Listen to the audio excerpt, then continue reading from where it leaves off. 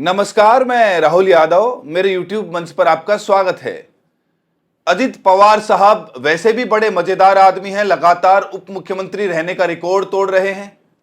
पार्टियां बदल बदल के उप मुख्यमंत्री रहे हैं। एक जमाने में अमित शाह जी गए थे महाराष्ट्र और वहां पर सबसे भ्रष्ट मंत्री बताया था अजित पवार को, और उसके बाद अजित पवार जी की दोस्ती हो गई, केस सारे वापस हो गए और अजित दादा जो हैं महाराष्ट्र के फिर से भारतीय जनता पार्टी के नेतृत्व में मुख्यमंत्री हो गए, अपने चाचा की पार्टी तोड़ दी।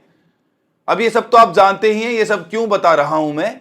इसीलिए बता रहा हूं क्योंकि अभी जो उनकी वीडियो वायरल हुई है, जिसमें एक महिला पुलिस अधिकारी को वो धमकी देते हुए सीधे सीधे नजर आ रहे हैं, उसको अपनी ड्यूटी जो वो कर रही है उस ड्यूटी से रोकने की कोशिश करते नजर आ रहे हैं। वो ये बताता है कि महाराष्ट्र में महायुति सरकार किसके लिए काम कर रही है और किस तरह से कानूनी कामों में दखल देकर गैर कानूनी कामों को बढ़ावा दे रही है।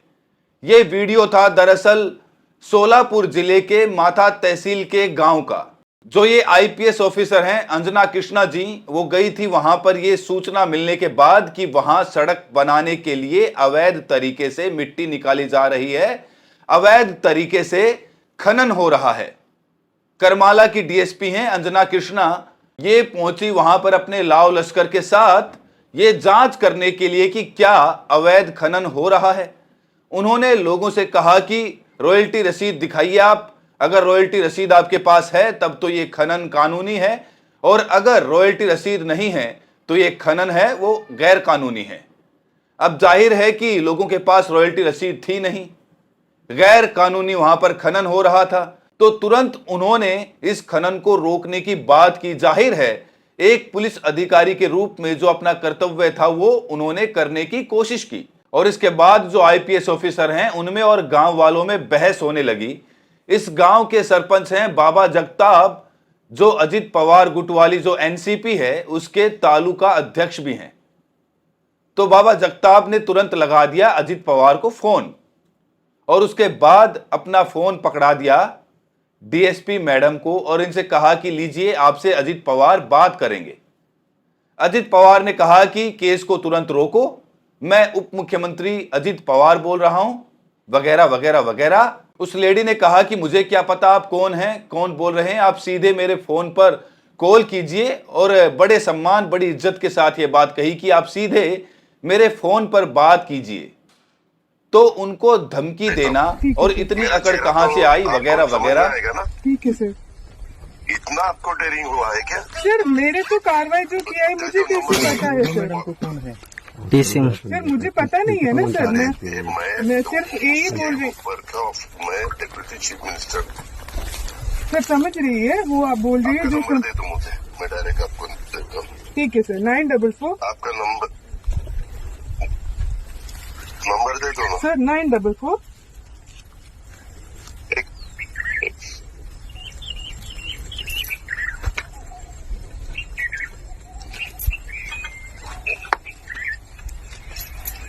944 726 726 7758 सर। सर एक काम कीजिए आप मुझे डायरेक्टली कॉल वगैरह नहीं है तो 944726778 सर एक और बात बता दीजिए तो मैं करेंगे, उसमें कुछ दिक्कत नहीं है, हम भी रिकॉर्डिंग करेंगे ना। सुनो हाँ yes sir. Yes sir. 944726778। Yes sir. Yes sir. Yes sir. Okay, thank you.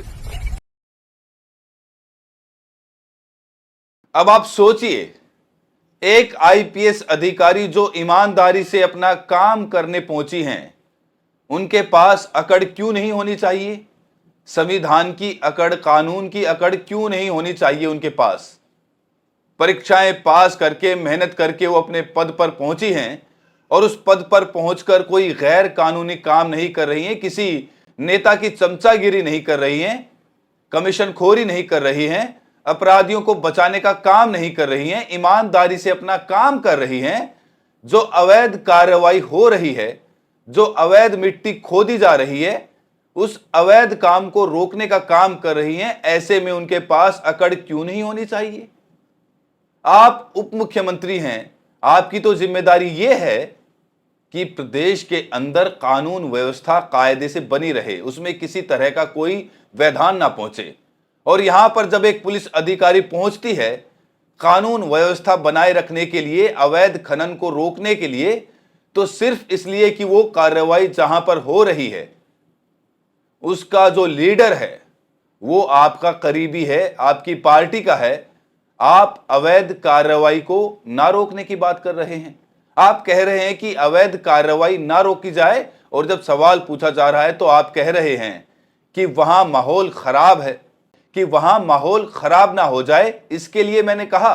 अरे अगर माहौल खराब होने से आपको रोकना था और अगर आप ईमानदार उप मुख्यमंत्री हैं तो आपको अपनी पार्टी के तालुका अध्यक्ष और वहां के सरपंच से कहना था कि आईपीएस जो कर रही हैं वो कानून के हिसाब से कर रही हैं, उसमें किसी तरह की दखल मत दो वरना तुम्हारे खिलाफ कार्रवाई होगी।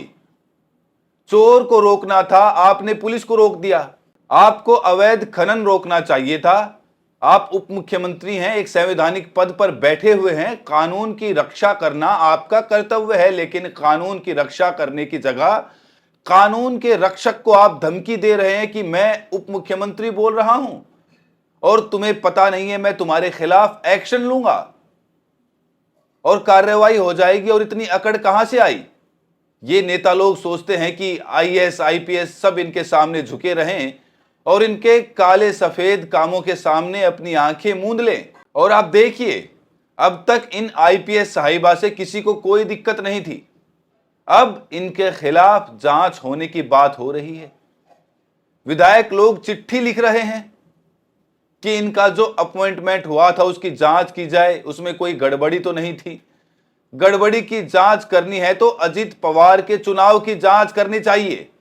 महाराष्ट्र में जो वोट चोरी के आरोप लग रहे हैं उनकी जांच करनी चाहिए। जांच इस बात की करनी चाहिए कि फडणवीस साहब के विधानसभा में इतने वोट कैसे बढ़ गए। जांच इस बात की करनी चाहिए कि 6 बजे के बाद 6% 8% की वोटिंग अगले 48 घंटों में कैसे बढ़ गई। जांच इस बात की करनी चाहिए कि वहां जो महायुति सरकार है वो जनता के वोट से चुनकर आई है या वोट चोरी से आई है। जांच उस भ्रष्टाचार की करनी चाहिए जिसकी जांच पर रोक लगा दी गई, जिसकी जांच क्लीन चिट देकर बंद कर दी गई जब अजित पवार भारतीय जनता पार्टी के साथी हो गए। लेकिन नहीं, जांच होगी आईपीएस ऑफिसर की, कर लो जांच। आईपीएस ऑफिसर या किसी सरकारी नौकरी में आदमी हवा में नहीं आ जाता कि रात को सपना आया और सुबह कुर्सी पर जाकर बैठ गए। परीक्षा होती है, इंटरव्यू होता है, 2 साल की ट्रेनिंग होती है, एक एक कागज खंगाला जाता है। ये यहां प्रधानमंत्री थोड़े ही हैं कि डिग्री नहीं दिखाएंगे, कह देंगे कि पर्सनल मामला है, हम डिग्री नहीं दिखाएंगे। और ना चुनाव आयुक्त हैं कि कह देंगे कि अरे मां बहनों की प्राइवेसी कैसे भंग कर देंगे, हम सीसीटीवी नहीं दिखाएंगे। यहां सब दिखाना पड़ता है हुजूर। हाई स्कूल से लेकर ऊपर तक की सारी मार्कशीट दिखानी पड़ती है, डिग्रियां दिखानी पड़ती हैं, वेरीफाई होते हैं, उसके बाद ज्वाइनिंग होती है, ज्वाइनिंग लेटर मिलता है। यहां ऐसे ही गुंडागर्दी से ज्वाइनिंग लेटर नहीं मिल जाता है। जांच कर लीजिए, खुंदस निकाल लीजिए, ट्रांसफर कर सकते हैं, सस्पेंड कर सकते हैं, ये सारा कुछ कर सकते हैं। और जब वो महिला ऑफिसर उप मुख्यमंत्री के सामने उनका पूरा सम्मान करते हुए भी अपना सम्मान बचाते हुए बात कर रही थी, हिम्मत के साथ बात कर रही थी, झुकी नहीं थी, तो उसने उस समय भी सोचा होगा कि उसके खिलाफ क्या क्या हो सकता है। लेकिन उसके बावजूद अगर वो डटी रही हैं तो वो इन सब चीजों के लिए तैयार है। हमारे देश की समस्या ही यही है, जो अधिकारी दलाली में लगा रहता है, जो अधिकारी करप्शन में लगा रहता है, जो अधिकारी लूट करता है और उसका एक हिस्सा मंत्री साहब को पहुंचाता रहता है, वो अधिकारी तो लगातार प्रगति करता जाता है। लेकिन जो ईमानदार ऑफिसर होते हैं, जो कानून की रक्षा करते हैं, जो अपना फर्ज निभाने की कोशिश करते हैं, उनको हर तरह से परेशान करके ये मैसेज दिया जाता है कि अफसर तो बने हो, नेता के लिए काम करो, जनता के लिए काम मत करो।